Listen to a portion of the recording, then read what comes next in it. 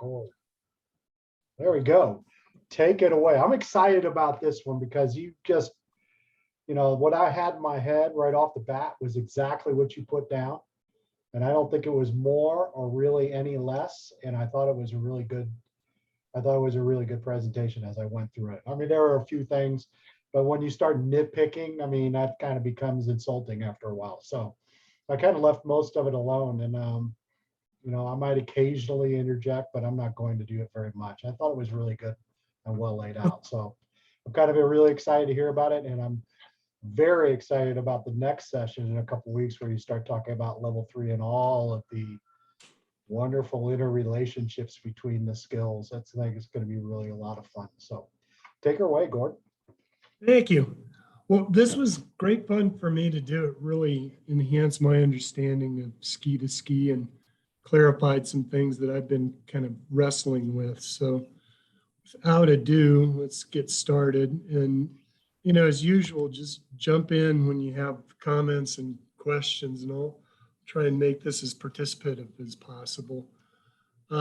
So ski to ski pressure, the verbiage of the fundamental is control pressure from ski to ski, then direct pressure to the outside ski. And this is kind of an interesting one to me because most of the fundamentals don't really get specific about what you're supposed to do. But, as you look at fore and aft, it doesn't say in fore and aft to direct pressure to the front of the ski. It says directed along the length. So this one is real specific, and it says to direct pressure to the outside ski. This is just a slide. This was kind of the focusing thoughts for doing the research. What does it mean? What do I understand? What do we understand about the fundamentals? What body parts are we talking about? And what's a level 1 understanding compared to a level 2? Which I think is a great question because this, to me, really forced me to think through, what I remembered when I was a level 1 and what I understood. And I'll talk about that some more as we get to some of the slides. So what does the technical manual say? First off, I was disappointed at the lack of detail in the technical manual. Anybody else, did you look through the technical manual for what it said about ski to ski, or have you looked at it? Do you have some thoughts there?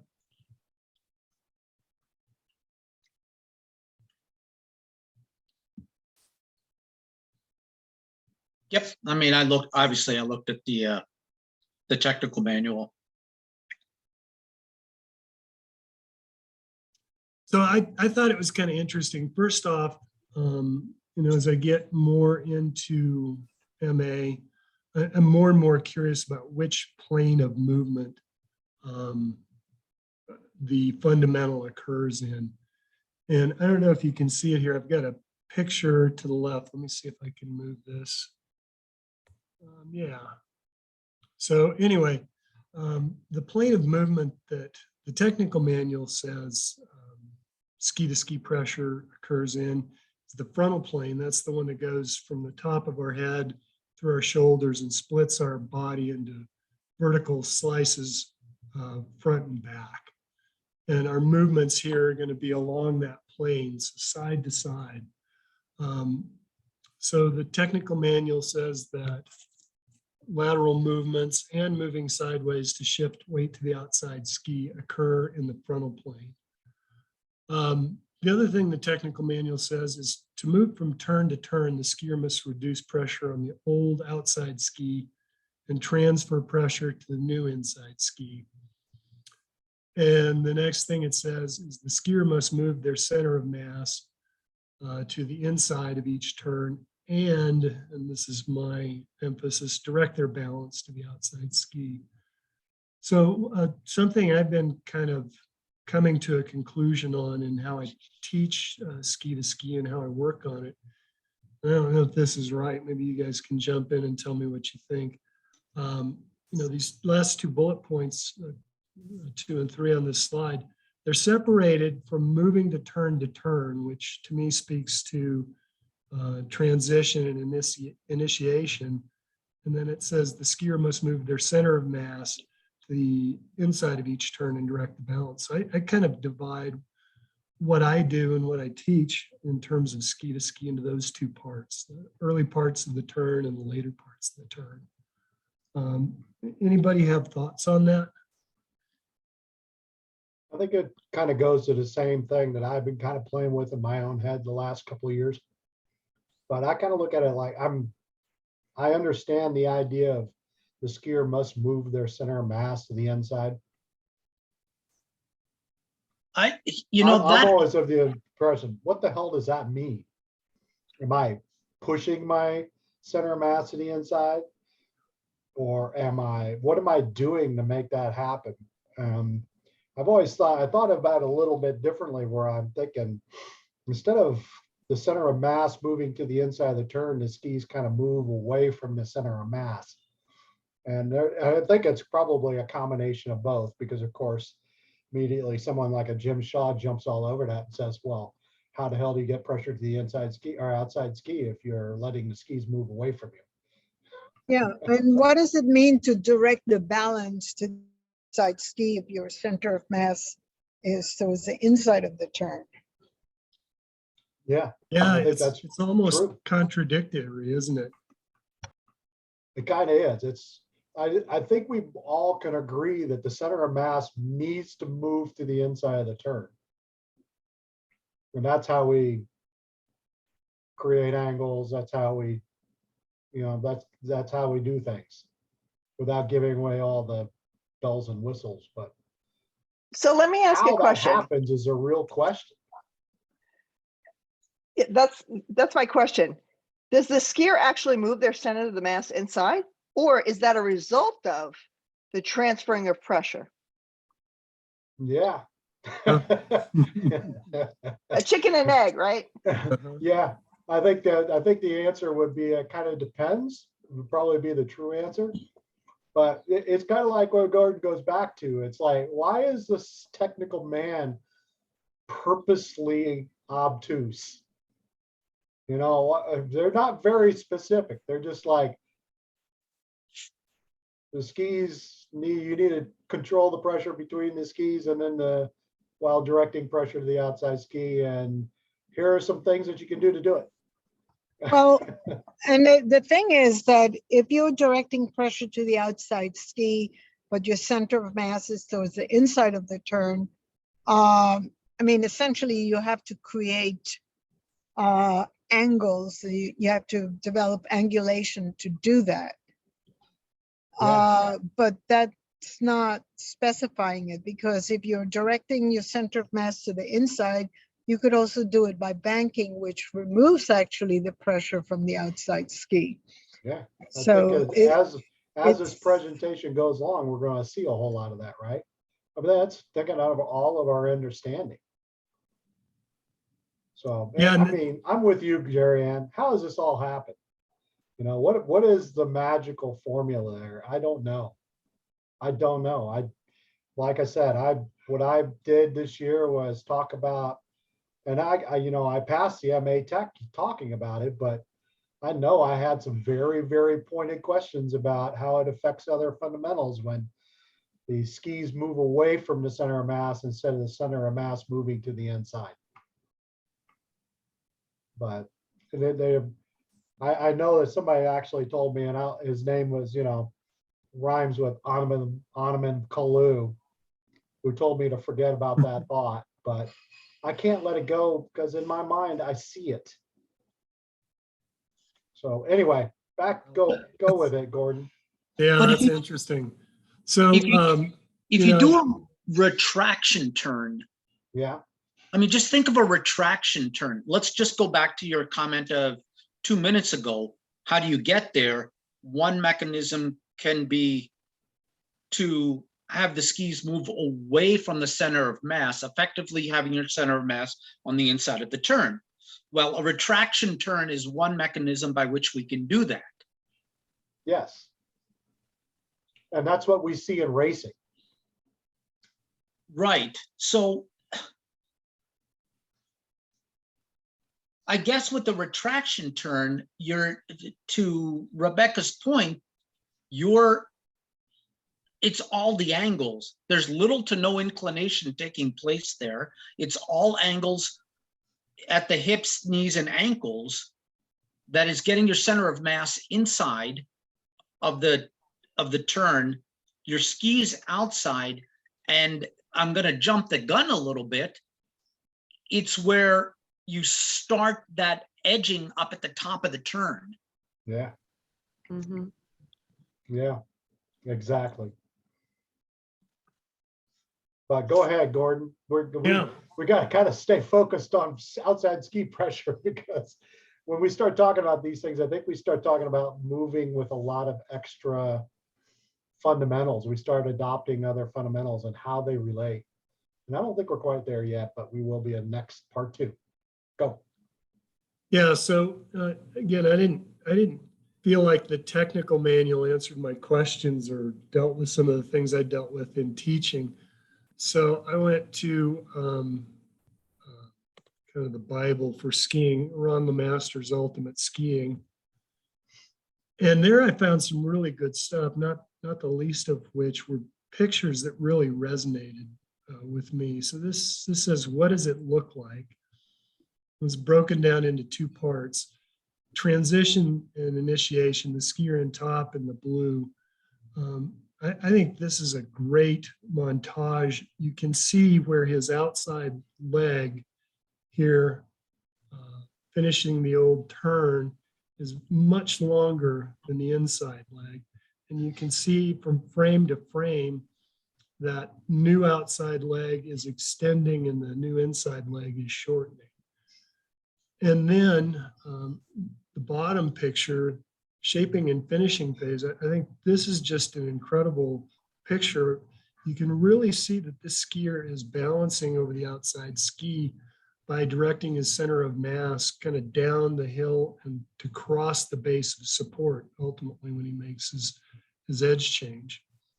And this is where I started having that aha moment that's been going on all season with me, is that maybe the movement of that center of mass, if it's happening in an efficient manner, it's creating the separation and angulation that really puts us in a position to direct pressure to the outside ski. So it's a little more complicated than I was understanding it, back when I passed my level 1. I was just thinking at that time, gosh, they say direct pressure to the outside ski. That means I direct pressure by pushing on that ski or extending my leg, or worse yet, which I still battle with, displacing it kind of in that frontal plane away from the center line of my body to try and keep extending it. And this thought process here is how I start to answer that question for myself. How do I keep pressure to the outside ski without extending it as far as I can, and then trying to find ways to make my leg even longer? Anybody else have that kind of aha moment or thoughts around that? I just kind of had a thought going back to what we were talking about before. Maybe the answer to our question is we're moving the base of support in relation to the center of mass, or we're moving the center of mass in relation to the base of support, or we're doing a combination of the 2. Mm-hmm. I love how that outside ski on that lower picture is just bent. Oh yeah, that's phenomenal, isn't it? I mean, Yeah. he literally has all the pressure on the outside ski. And it really does show that the center of mass is on the inside of the turn. Oh yeah, Mm-hmm. and in an appropriate way, where he can apply pressure to the outside ski. Okay, so what does it feel like? For me, at the start of the turn, pressure increases on the new outside ski and decreases on the old outside ski. And we'll talk in the next slide a little more how that happens. And then again, this is my emerging understanding. In turn shaping and finish, I'm really starting to try to feel my center of mass balancing more over that outside ski than holding that thought of lengthening one and shortening the other. So for me, what that feels like is, some engagement of the abdominis and outside oblique muscles to help keep my torso perpendicular to the slope of the hill and pointing down the fall line when my center of mass is kind of moving to cross the base of support into the new turn. What does this feel like for other people? What have you heard your guests say, or what have you used to explain to your guests how it feels? I mean, I sometimes say that there's a sort of pinch in the waist. Feel that pinch in the waist. That's a good one. And when I first started working on this, I would be sore in that area of my core because I hadn't been doing this before. Yeah, I've been, folks, I love, Murmur, who has very salty language, Murmur Blakesley, who talks about the Brazilian butt lift. So lifting your inside hip to just move your body in the direction of the new turn. That's a great one. I'm glad somebody else said that same thing, because I do that often. With hiking, you're hiking up the uphill hip, right? The uphill hip. I'm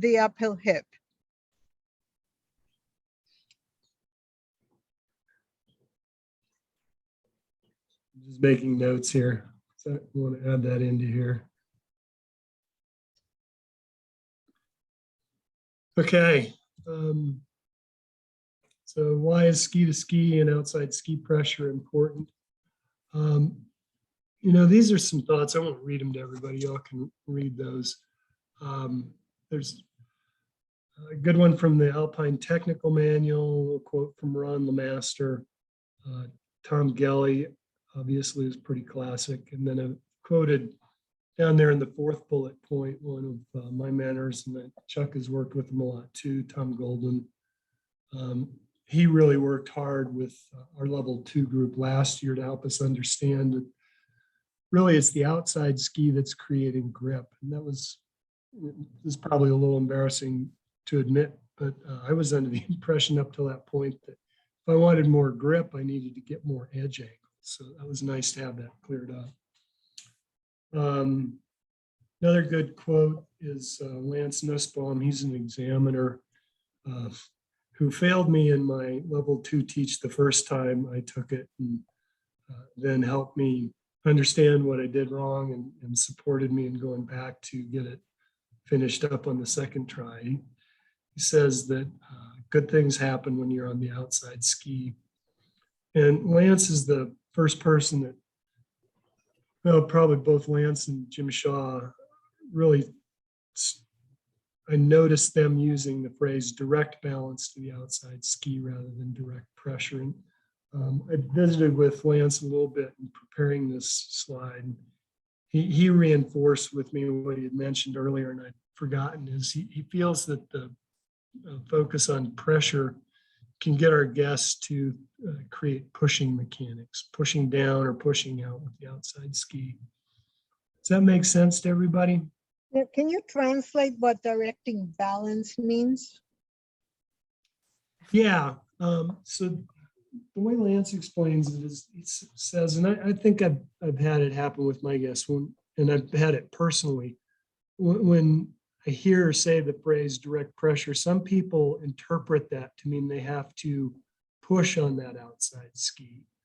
And later in the turn, especially for me, I find that trying to keep pressing on that outside ski has just the effect that you talked about, Rebecca.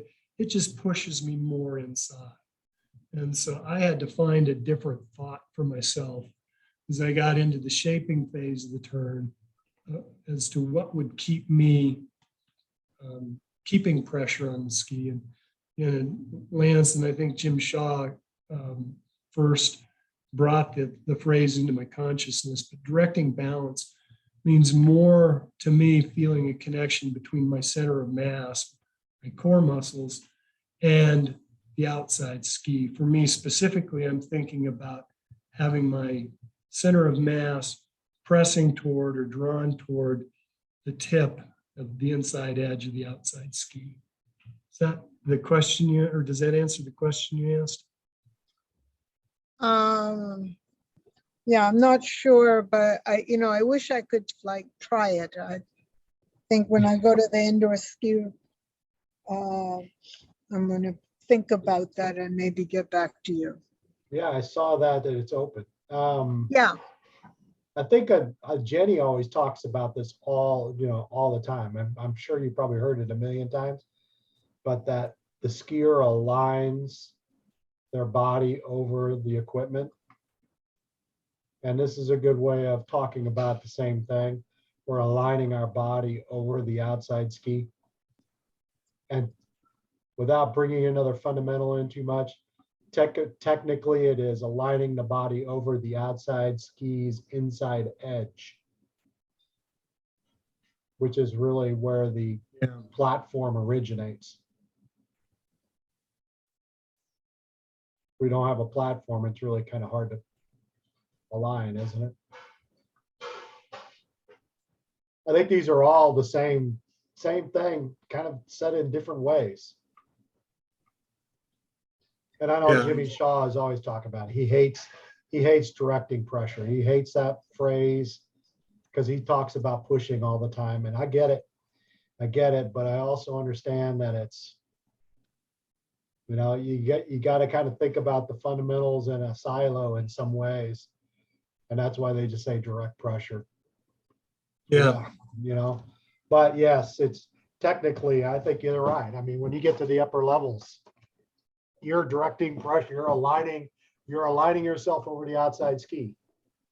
And it's not really how you direct pressure to the outside ski. It's really how you control the pressure of the outside ski. And that involves other fundamentals. Yeah. And to kind of jump on your point is, if we hold on to that, stand on that outside ski for too long, you're right. We kind of tend to go more to the inside and up the hill. Instead of pushing our body down the hill or allowing our body to move down the hill, we're pushing our body back up the hill, which slows everything down. I'm with you, Chuck. I've heard that said, stand on the outside ski, and I don't like that phrase. It, to me, kind of infers something static, which is just the exact opposite, I think, of what's going on. Right.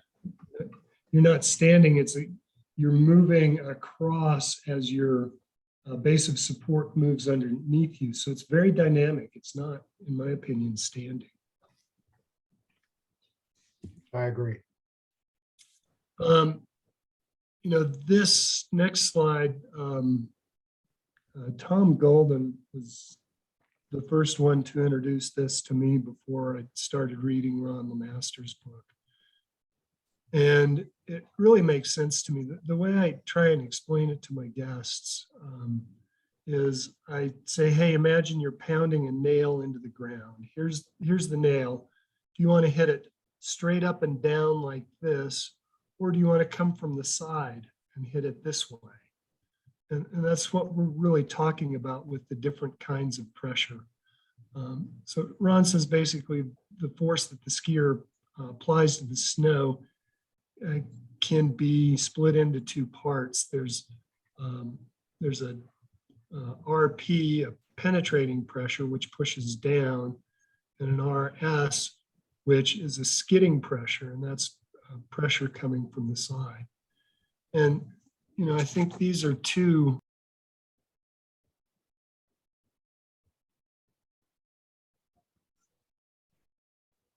Sorry, Gordon, you went mute.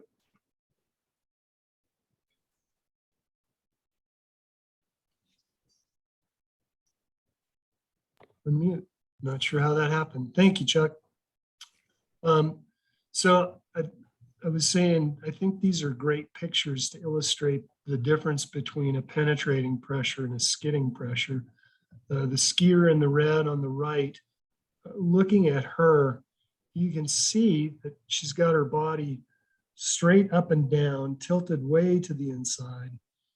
And if you look at her closely, can see she's so far inside, she's actually pulling her outside ski off the snow. I don't know how she's standing up here. It must be really quite soft snow, but that looks like the move that happens right before somebody goes down to the inside. The skier in the light blue, you can see that her torso is completely vertical here. My analogy of the nail, she's here hitting that nail, and the woman in the red, she's over here hitting it from the side. So just pushing her skis away versus the woman in blue, who's creating a lot of downward force on the ski. So I guess what are your reactions and thoughts seeing this? I like this. So if Yeah. I'm understanding you right, this is the whole explanation of the value of the upper body angulation, that pinch that AJ mentioned. That's how I learned it as well. That pinch and keeping our torso more vertical is what helps, in this case, transferring of the appropriate pressure, versus when we don't have that upper angulation, the transfer of pressure doesn't actually happen, so the skis slide more. Is that what I'm getting? Yeah. That's So what it looks like. I didn't get into some of the details from Ultimate Skiing, but he talks about a platform angle. The platform angle is the relationship of this center of mass with the base of the ski. So if that angle is 90 degrees or less, and you can see here, her ski is kind of tipped up to the point where it's less than 90 degrees to her center of mass. That's creating a real sharp, high pressure, downward pressure kind of edge. Conversely, if you look over here at this woman, she's creating an angle that's much greater than 90 degrees, and she's going to be pushing the ski across the hill if in fact she's even getting pressure to it. So a couple of different things going on here. And I didn't mean to confuse the two to point out her skis off the ground, but even if she had, this lady in red, even if she had her inside ski picked up and was really only on that outside ski, she'd still be pushing it laterally rather than down. It's my understanding. Gordon, can you hear me? This is Yeah. Gay. I mean, for me, the lady in red is a perfect example of all the things I've been taught not to do. One, her feet are so close together that she's not going to get an edge. Two, she's inclining just like you've noticed. And three, for her to turn, as you say, it's got to be soft snow or something else, because she's not got a stable base of support. Her hips are inside. The one to the left looks exactly like we're being taught to ski. Is the one on the right supposed to be an ideal? Because it doesn't look like it. Right, so the one on the right, the lady in red, she's indicating the slip pressure. She's doing things about as wrong as one can do it. Does that make sense? Yeah. So lady in blue is good, lady in red is not how we want it. Right. Okay. I wasn't sure why that we would want slip pressure, and you're saying we really don't. Okay. Right, so I was trying to illustrate the difference between penetrate pressure and slip pressure to Right. explain. Okay. Oh, the one on the left is a very good example. Yeah.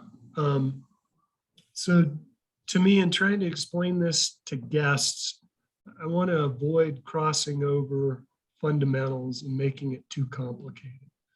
And this is the way I've come to try and explain it in terms of what kind of pressure we're applying, not jumping over and saying, well, I know we've been working on outside ski pressure, but I want to talk about edge control here and angulation and doing that Right. instead of inclining.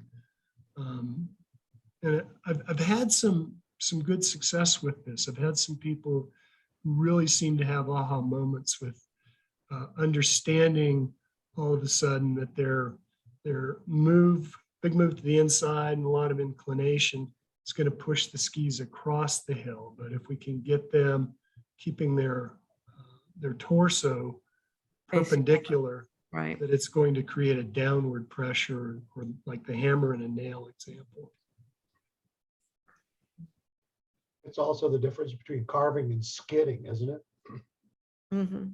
Or just sliding or skidding or slipping or, yeah, I mean. this is what we Mirroring. see. Yeah, I mean, this is what we see, scraping. We see this from our guests all the time because of their, Mm.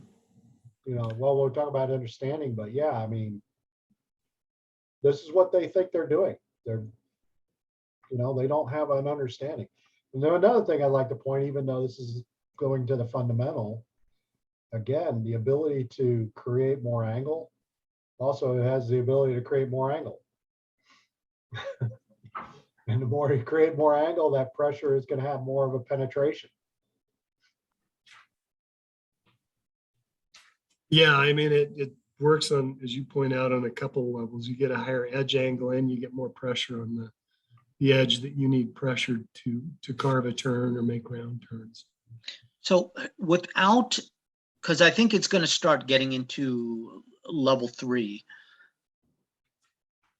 So I won't say a whole lot, but how much of this is directing pressure versus managing the pressure provided by the mountain? So that's a great question. We'll kind of touch on that in either the next slide or a couple more. And Chuck called out the same thing, so I added that to the presentation. So hold that thought. Let's see. So Gordon, question for you. So when your students, when you see them move, I just want to make sure I'm understanding how you've used this. This is very interesting to me. So when you see students who are moving inside with a lot of inclination, you explain the hammer and nail thing, and you get them to angulate their upper body and reinforce that by doing that, that they are getting that hammer to hammer the nail vertically. So they're, yes, okay, wow, that's great. Yeah, that's the analogy I'm using. Cool. You know, some people it doesn't work with, but some people, when I'm using my pole in my hand, when they see me hitting from the side, they go, "Oh, you mean that's what I'm doing? I'm trying to pound that nail in by hitting it from the side. I know that's not going to work, so I got to change this." Okay.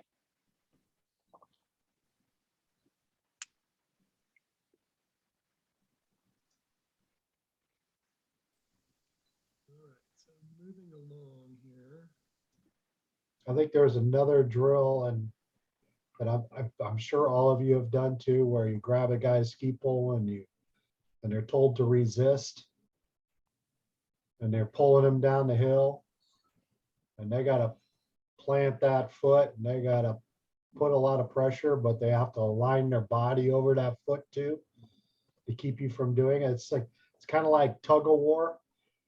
If you don't have that one foot planted, you're going to have a bad day.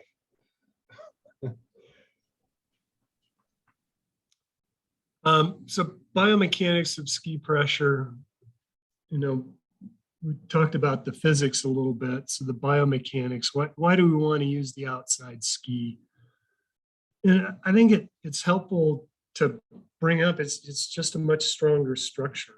When we're on the outside ski, we are using our medial side or our big toe or arch of our foot to create that pressure.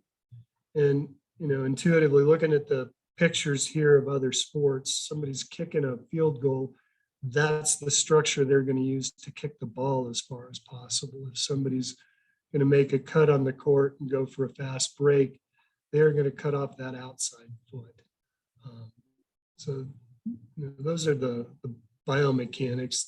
The other one that I think is certainly valid, the tactical advantage to balancing on the outside ski, as we all know, is if we hit some ice and we don't have enough downward pressure on that ski and it goes sliding away from us, we have the inside ski to keep us from falling down.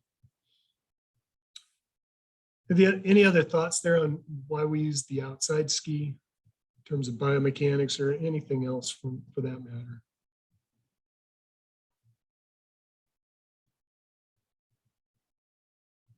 Okay. So how is it done? The same couple of things I've been talking about here. I think as I look at it, I think about different things to help me in transition and initiation and later in the turn. Transition and initiation, new outside leg extends more or retracts less than the inside leg. And that's what moves our center of mass to the inside of the next turn. And this top picture here, I think, is a really good example of that. You can see how, in addition to angulated, but how inclined she is here on the red gate. And you can see how her skis move under her and her center of mass moves across them to get to a mirror position on the next one. And then in shaping and finish, the center of mass moves down the hill and it crosses the base of support. And that movement is what creates both lateral separation and angular separation that results in the skier balancing over the outside ski. And I like this top picture. I feel like I see both of the bullet points there going on with her. You can see the center of mass moving to the inside of the new turn with leg extension. And you also get the sense of her center of mass then later in the turn moving across the base of support at the same time that the base of support is moving underneath her.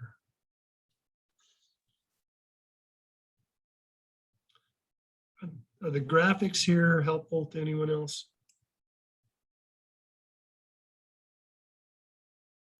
Yeah. Yes.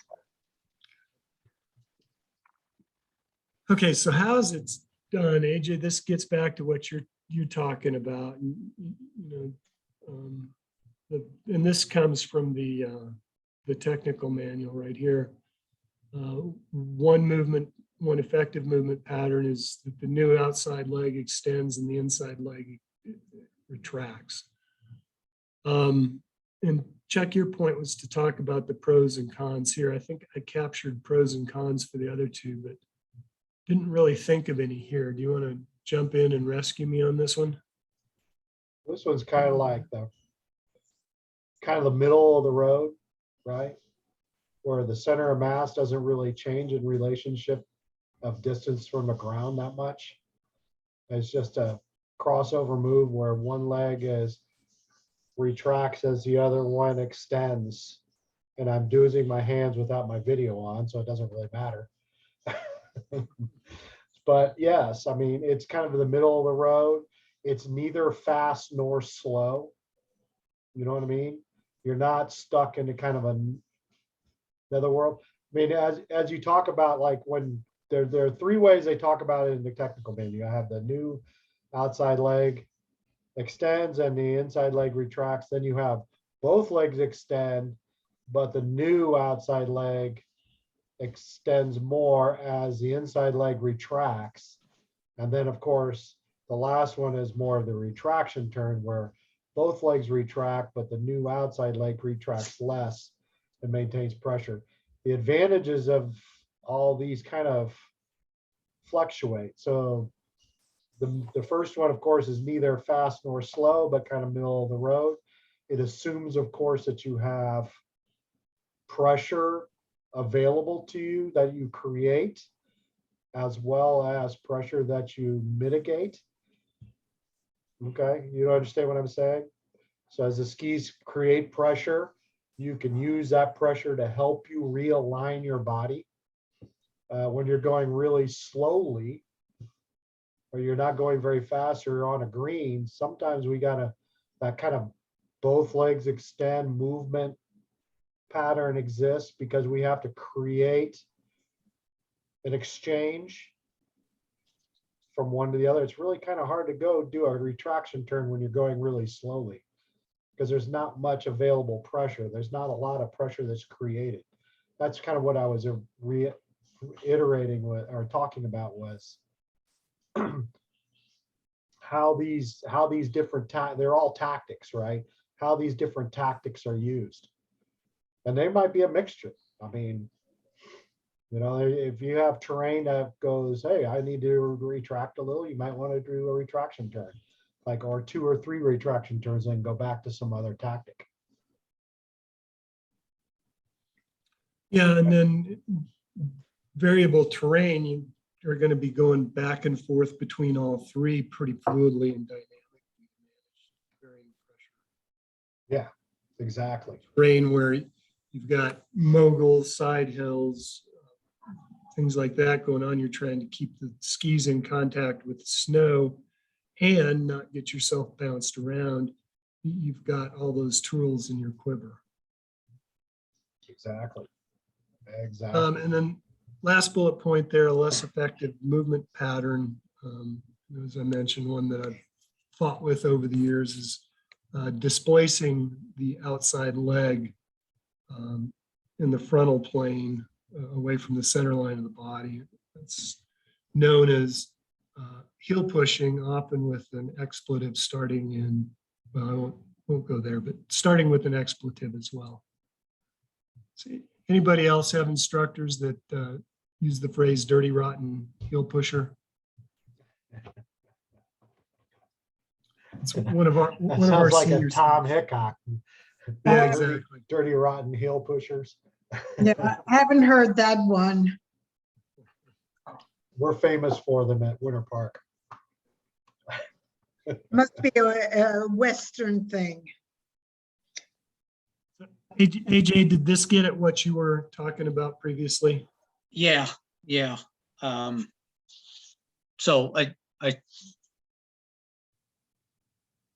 when I sent you my slide on this, I had the 3, but I didn't have that 4th one, which is good. I'm glad you put that 4th one in.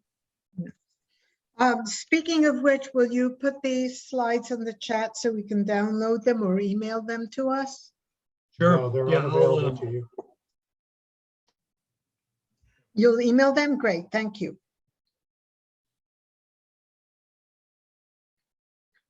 Okay, so how do our guests move and how do they get it wrong? A couple of wrongs here. What are your guys' thoughts? What do you see in our guests as you're working with them on outside ski pressure? That first one is certainly one that we all work on with our guests, our students. But the other one, one I didn't see on here, maybe it's under other, is do we get them to embrace the pressure? Not fear it, but maybe it's a lack of, I don't know, but maybe it's a lack of understanding with what to do when the pressure builds. They feel this big green globe, they feel the snow pushing up at us, at their skis, and they don't know what to do. So here comes the pressure building up before the apex, at maximum at the apex of the turn. So what do? You push, something pushes against you, naturally you push back against it.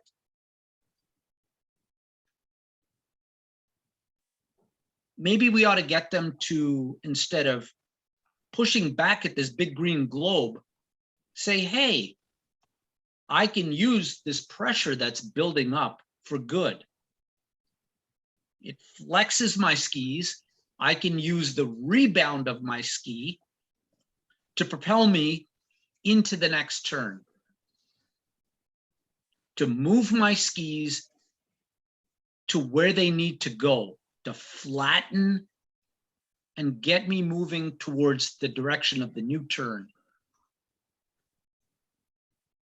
Embrace the pressure.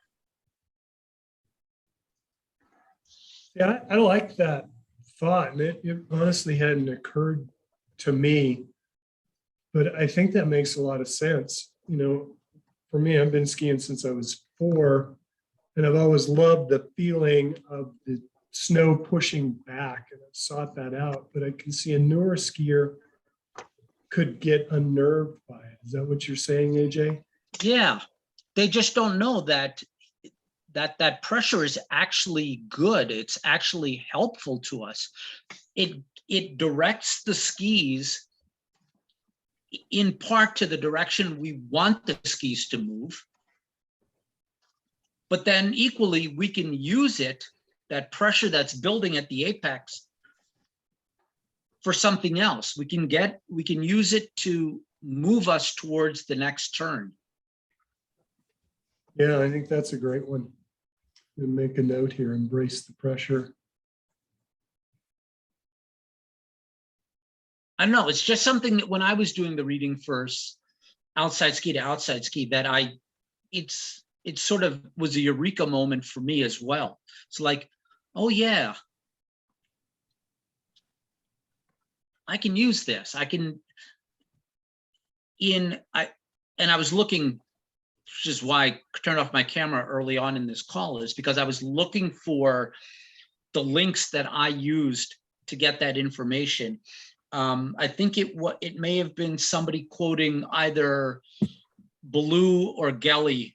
I forget, I'm still trying to find it, where they're saying, embrace that, let the pressure build. Don't stand up against it. That's not what you want to do. And actually, one of the people that was saying it was somebody on the US ski team, one of the men, I forget who, but he was saying, I don't think of bracing up against that pressure. And I don't want to go too far because this is going to start to venture into a level 3 land and blending of skills. But I sort of embraced, without saying too much, he embraces and doesn't brace up against that pressure. He embraces it and uses it for good. Yeah, I like that imagery, because I do love positive direction as opposed to saying don't. Embrace the pressure. That kind of gives you the idea of bringing that center of mass more over the outside ski rather than pushing the outside ski away from you. And then question for everybody here. I have not yet come up with a great way to talk to guests who insist on talking in terms of leaning. Does anybody have any tricks that they use when you can't gracefully get the guest to stop leaning? I mean, I tend to want to say, hey, if you say that again, I'm going to hit you with my ski pole. Just stop. We don't lean in ski. So you obviously take them out of steep pitch and go on Right. something gentle. Mhm. And so are you asking some tips because none of the things that you're doing seem to work? So to get them to stop using the term leaning, I try and gently say, well, we don't actually like to use the term leaning very much because there are other more accurate terms, and leaning isn't actually what we want to be doing. But some guests have gotten that so firmly implanted in their head that I don't have the success that I'd like to have in getting them to take that out of their lexicon or their thought So process. I'm still a little bit confused. Are you saying that they're using the word leaning? Or are you saying that they're using the word leaning and they're actually leaning? Yeah, well, they're doing both, yeah. Okay. But Um, after repeated tries gently to get them to stop saying leaning, say, let's change your terminology a little bit. I address this right off the bat, almost all the time, right in the beginner lesson when, because I teach so many, beginner families. I'll ask them, how do you turn your skis? Because I know what the answer is going to be. Yeah. Because they'll start leaning with their bodies and doing all kinds of weird things. And I'm like, what are you doing? Well, I lean to turn. I go, really? So you lean to turn or you turn because you lean? And they go, oh, they never really ever have thought about it. I mean, this is true with a lot of the with a lot of our instructors, because I run into this all the time with our instructors, which is they never really have ever thought about what comes first. Is it the leaning that's a result of the turn, or do we turn because we lean? And so I'll address it right off the bat and say, yeah, if you're on a bicycle and you lean without turning, what happens? Oh, You're probably going to fall over, right? And same thing with rollerblades. If you lean and you don't turn, you're probably going to fall over too. So I'll address it right off the bat. If I ask them, because I am not afraid of the question. I'll ask even if it start getting into higher levels, like level 5, 6s, and 7s, I'll ask them, how do you turn? And because I'm looking for that understanding, and usually it's an understanding issue. If they don't understand how the skis work, then it's kind of up to us to kind of explain it. And they're, I mean, obviously we turn the skis to go the direction we want to go. And then things happen when we turn directions that we are wanting to go. Pressure builds, we got to align over the equipment. We got to do all these things to kind of keep us balanced as it happens. But they don't know all that. And so they still think leaning is the way to go. And that's why I kind of asked Gordon to kind of put leaning back into this, because it happens so often. Happens in my life so often. We talk about leaning and banking a lot. Does that make so sense? Yeah. one thing that your question of, what else do we think that might be going through our clients' heads that we have to deal with? I think my experience, which is very little, is that in the beginning, when we're teaching people to ski, we're giving them a sense of safety by skiing across the hill. So that whole concept of getting their body to go down the hill sometimes is a big leap for people. Yeah, it is. But Right. And a that's great- You mean that's it's a a four-agonal great big movement. leak? Especially adults, man, they don't want to go faster, right? Kids are Right. like, I want to go faster. As soon as they learn to embrace the speed, man, they're gone. But adults are like, I don't want to go faster. I want to know how to go slower. Well, leaning into the hill is not going to really be very beneficial for them. So, Right. yeah. I say the same thing. Look, you want to be able to ski in control. It's natural to shy away from where the fear is. It's natural to move away from falling down. But in reality, what's going to happen is you're going to get stuck. And if you actually have your runny nose dripping over your downhill ski,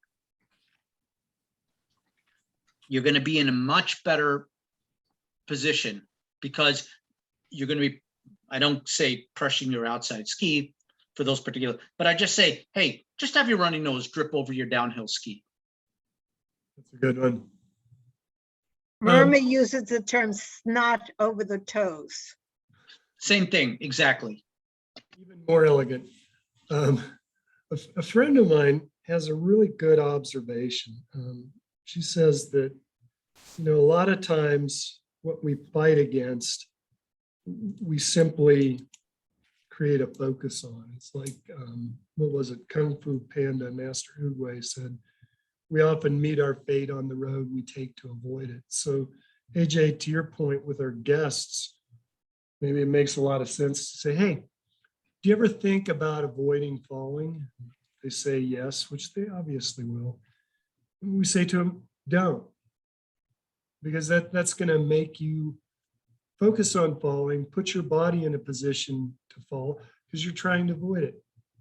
Go out and try and make great turns. You won't fall and you'll have a lot more fun. I mean, going out and making great turns, they can kind of intuitively understand it means being assertive, being aggressive, as opposed to trying not to fall. It's like trying not to lose. Well, what are you doing? You're focused on losing.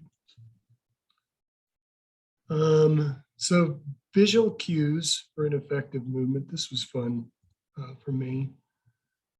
Let's see here. So you guys want to jump in here and just call out what you see?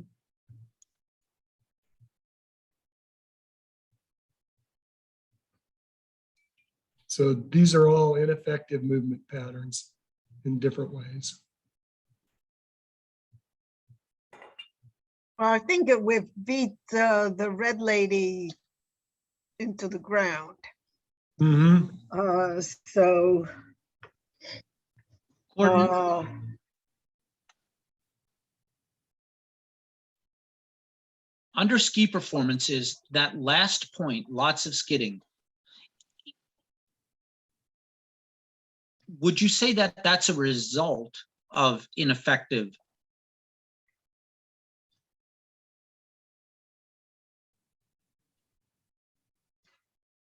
Ineffective. I didn't hear the rest.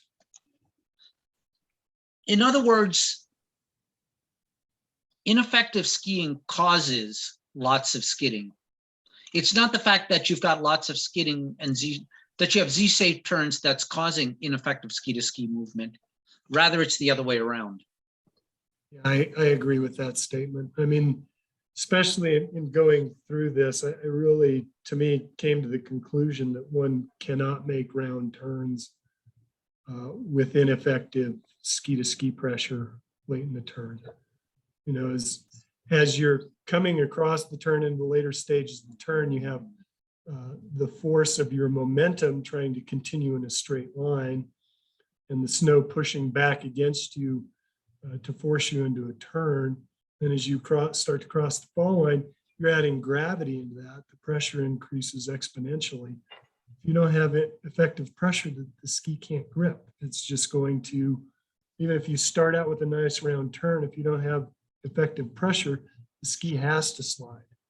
It's just a question of whether it slides from the tips or the tails, depending on where your 4.5 is. Not to cross fundamentals, but. No, not really. I think it goes back to that slide where you're talking about penetrating pressure versus skidding pressure or slipping pressure. We can't generate enough pressure to create a grip because we're not penetrating the snow, because we're sacrificing inside ski pressure for outside ski pressure. You're going to be doing a lot of slipping. And that's going to create a desire to get around as quickly as you can so that you could slide as much as you can. Yeah, exactly. You know, especially when it comes to speed control. If you can't make the round turn, then you kind of rush to get to the point where your skis are skidding, so you can bring that speed back under control. One of the things that I really liked in this one, this guy in red, I don't know if we stumbled across him or was in another call, but he was just a treat to do an MA on. But see down here, the snow that his inside ski is kicking into his outside boot and the turbulence there. And at first glance, to me, it looked like it was his outside ski kicking up snow, but it's not. It's snow ricocheting off of his boot. Oops.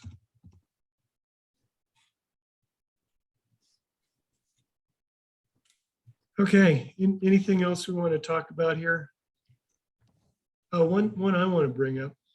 So third bullet point, inside ski tip diverges from the outside during the shaping phase. Anybody else feel that this happens because they've got too much pressure on the inside ski? Yep. Often. And Yep. let me ask you a question. Is that is the divergence, the tip diverging, is that a result? Yes, I get it that there's too much pressure on the inside ski, but the fact that the ski, the design of the ski gets that ski turning, and because there's more pressure on the inside ski, it's actually turning at a faster rate. Is that correct? It has more grip because it has more pressure. Okay. Yes. And it could bend more and get that turn going. Like, Yeah, it's self-reinforcing. I mean, it's the self-steering effect of the ski. When it gets on edge and gets pressure, it's going to start to flex along the length of the ski, which creates in turn a tighter turn angle, and it's gripping more. Gotcha. Good.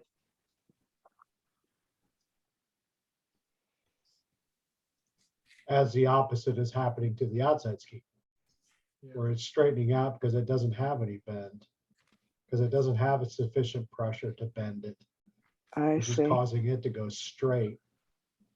So it's kind of a combination of the two. Okay. So this is like kind of the using your equipment, you're using the tools that you have. Yes. Now, this is not always the case. You'll see racers that'll do this occasionally, when what they're doing is they have sufficient pressure down the inside ski, but they will redirect the outside ski. They'll have more pressure on the outside ski, but they'll redirect the inside ski in a way that will help them, achieve an earlier turn on the next one. But Yeah. there's also, and I'm going to say this with a caveat, because there are also skiers, and I'm not even going to, they're incredibly skilled skiers, of which Michaela Schifrin and Herscher are one of them, where they will initiate the turn on the inside ski because they're so skilled, they can do it. And that pressure to the outside ski happens later in the turn, usually before the fall line, when the turning action has to happen. But they're so good that, and this comes down to where, the intensity of the arc that happens at the gate and how quickly that happens. That is all a result of, that's all a result of their ability to be able to do that.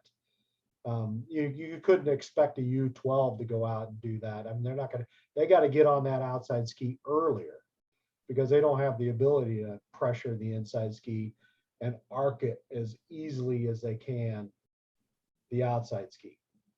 So, I mean, everything has a caveat or an example of the opposite, but yeah, I mean, for the most cases, when you see a ski diverging, it is because of what you said, Jerry.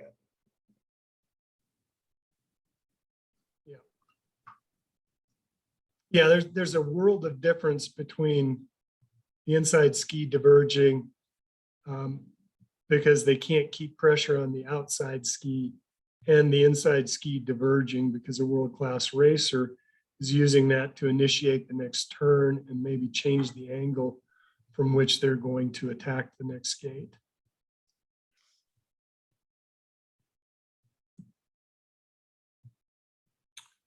We've talked about it a lot, I think, already. The ineffective ski to ski outcomes, Z-shaped or incomplete turns, skis don't grip, frequent falls onto the inside hip.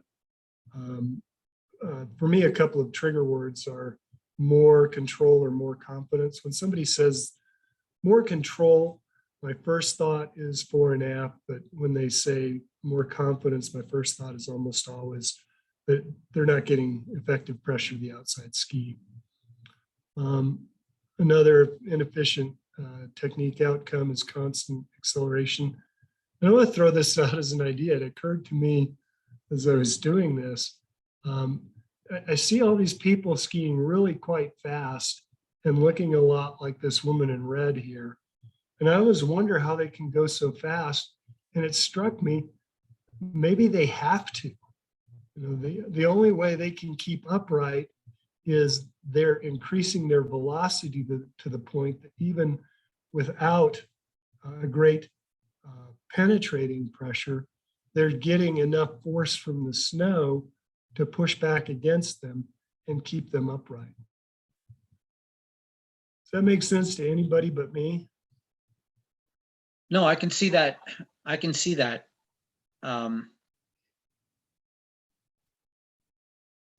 Yeah. To me, this would explain loads of why some people don't ski slow. It's because they can't. That's an interesting thought, Gordon. I like that. I also like that bullet just before that. More control versus more confidence.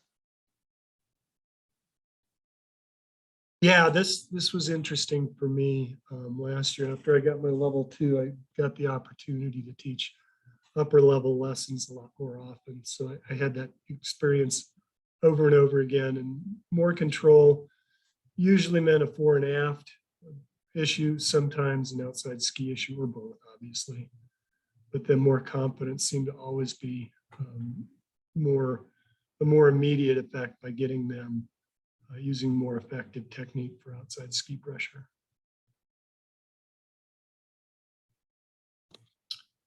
Cues and drills.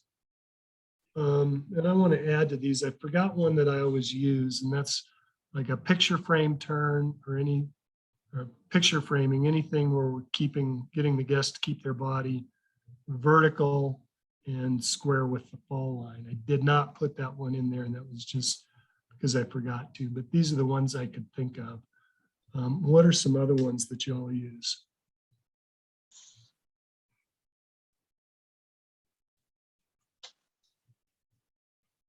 I think these are all good ones. I use these and variations on them.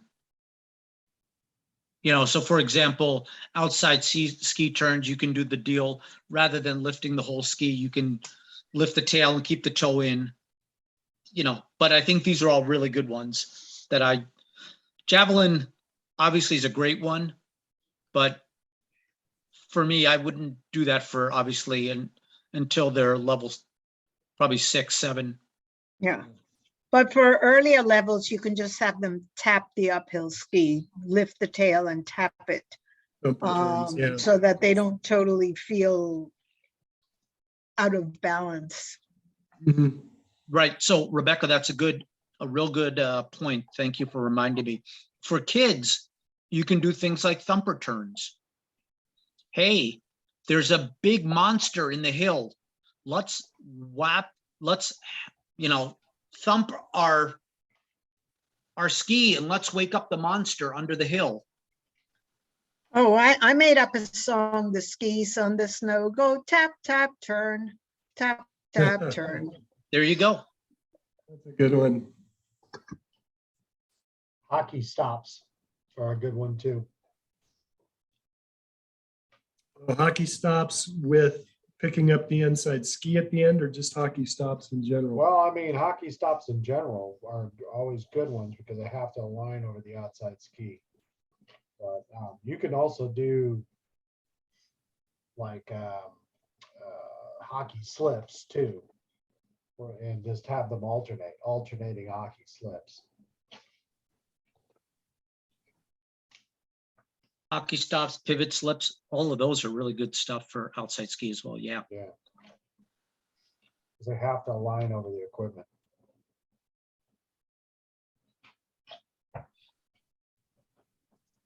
And then Chuck, does the one where you have them statically pull against your ski poles and you try and pull them down the hill, does that have a name? Like a tug of war? Yeah, I don't even know what it's called. It's kind of like one of those things that you always do in instructor training, don't you? Mhm. Yeah, I've never heard it called by any name. It's just one of those things where, yeah, you have a bunch of instructors and we want to learn how to align over the outside foot. And by the way, here's a great example of what it feels like.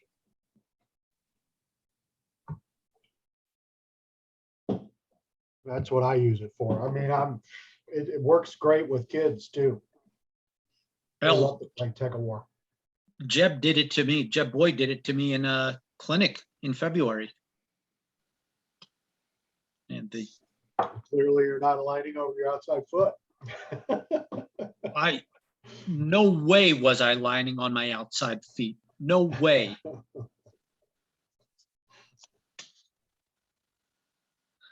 I think all of those that you have there are really good ones, by the way. Thank you. Yeah, I'll update those and update the presentation with slides. Yeah. With some of the notes I've taken and send it out to everybody. So some of the visual cues for effective skiing, we've talked about them. The outside leg lengthens compared to the inside. Good one. Yeah. Torso remains perpendicular to the snow and facing down the fall line. The woman skier here in the red is just fabulous at that. Balancing the center of mass over the outside ski results from a countered angulated torso position. Does that make sense to everybody? Yep. It's without crossing lanes, that's how I'm explaining it to myself now. It's a result of other things. I don't need to talk about those other things so much, but just acknowledge that they're there. More spray from the outside ski. And this one, I forget where I read it, appearance of skiing from the outside ski to outside ski. But in looking at video of effective and ineffective examples of this, I really got that sense of being able to see that picture of somebody either skiing from inside ski to inside ski or outside ski to outside ski. Does that make sense to anybody else?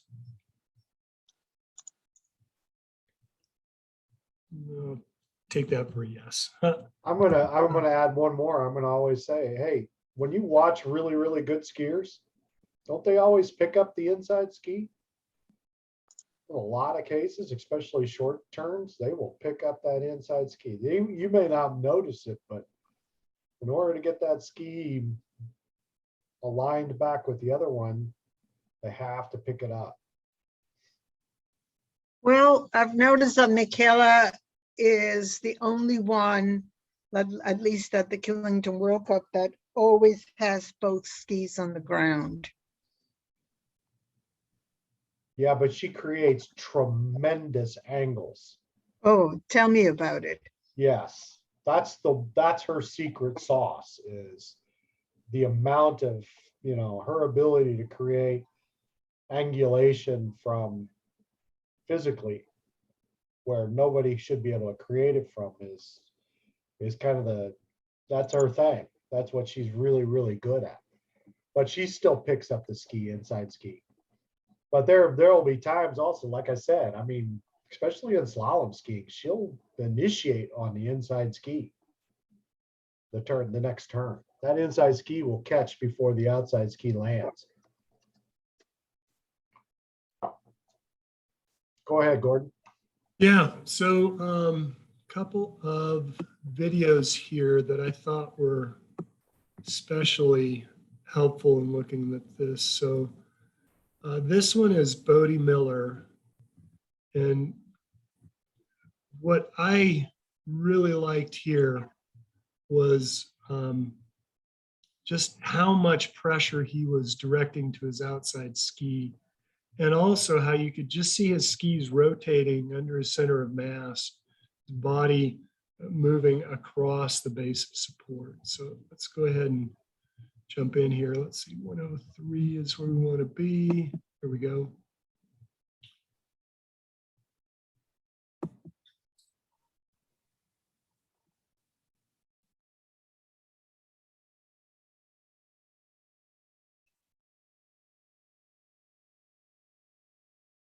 Real smooth here. Wow.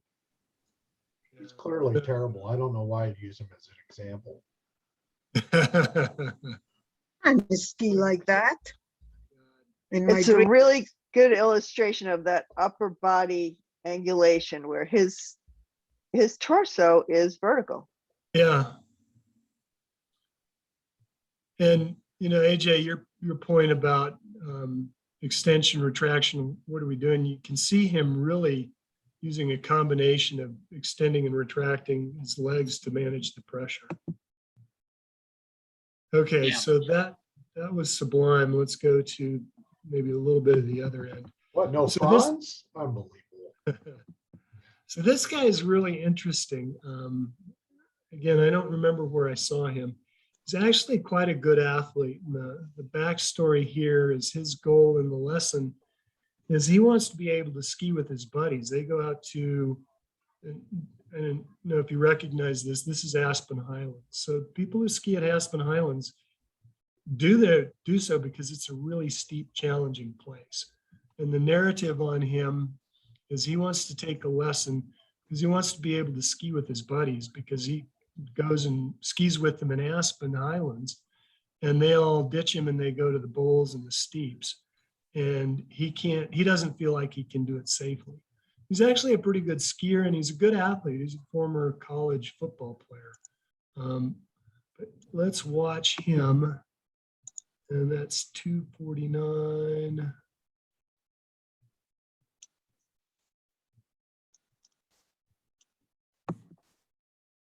Okay, I'm going to slow this down.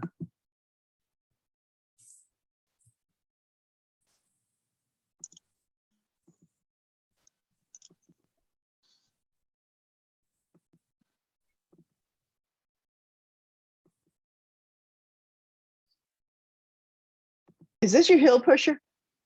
Yeah. Okay. So, First of all, it's dirty, rotten heel push. dirty rotten.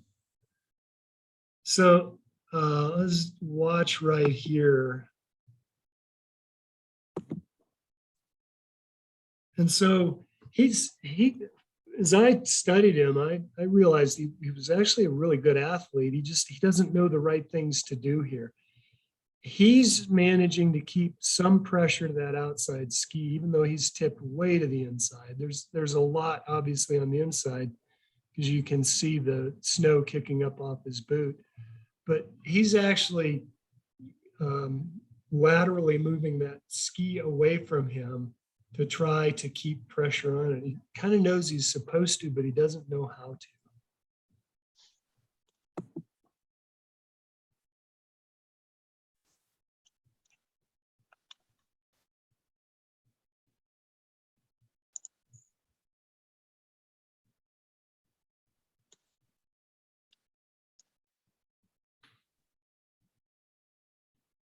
But I mean, I can just see him very explicitly trying to ski steeps with his buddies and getting himself in all kinds of trouble. I mean, there's a lot of things he needs to work on, but for me, I would, arguably start with him on getting effective ski to ski pressure and balancing over that outside ski, because it's going to calm down some of his other issues with rotation and with inclination as opposed to angulation. Maybe soften that inside leg. When he's making that Means- turn, soften the inside leg. Or soften the outside leg, the new inside leg early. Is that what you're saying? Yeah, when he's initiating into shaping, soften that inside leg. Yeah. So then that will force him to put more. He's already got pressure on the outside, on the inside edge of the outside ski in that shaping, but you want him to have more pressure there. Right now, he's robbing some of the pressure because he's got his outside edge of his inside ski pressure. Yeah, there's different ways you could go about it. I think for me, I would try and work with him on, again, feeling the pressure, feeling the balance over the outside ski, as opposed to saying, hey, try not to do this or try and soften your inside leg. With the physics of it, if he shortens that inside leg right now, he's pushing on it. That's kind of keeping him from tipping all the way over. I'm concerned if he picks it up a little more, he'll even incline more to the inside. Does that make sense? Yeah.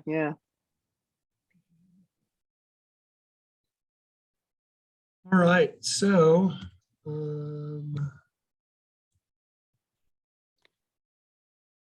discussion. I think Can I we've got add some- one thing on there? Just Yeah, just please. because I can. One of the things that I noticed with this guy is that, and I agree with everything that everybody said, okay? He needs to figure out ways that he can a line over the equipment so they can turn. The question that I have is, why is he doing what he's doing? And that would be a question for him. And the answer I'm searching for is he trying to slow down? Is he got some thought that he's using or something along those lines is causing him to do that? That's kind of my little 2 cents in there. Why is he doing what he's doing? Yeah, that's a good one. I mean, one of the things that occurs to me is I think this happens with a lot of somewhat self-taught, fairly athletic people. They think skiing requires big body parts moving around. And so that results in that big shoulder rotation, tipping back and forth like a metronome. They think that it's that much work to turn a ski, and they don't understand how easy it really is and how little movement it really is. And they don't understand intellectually all the drawbacks with big movements from a physics perspective. You know, they make a big move to one side, they got to undo that. That's going to slow them down. It's going to take up time. It's going to have negative consequences in terms of their center of mass being too far inside.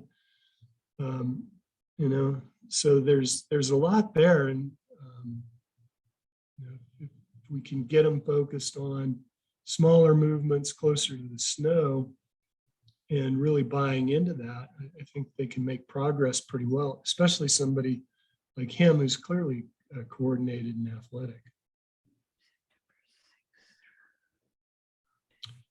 All right, so we're coming up here on 7:30.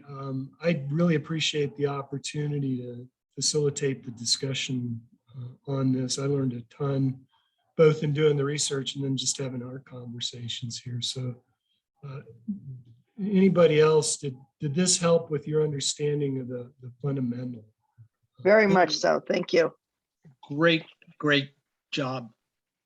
I thought it was awesome. I was really, like I said, I was really excited for the presentation. And like I said, I am really, really excited to see what you do with the next one. Yeah, Boy. and thank you. You really put things, I could see how much effort went into that, and wow. Well, thank you. I really appreciate it. All right, so that's all I had. Good job, Gordon.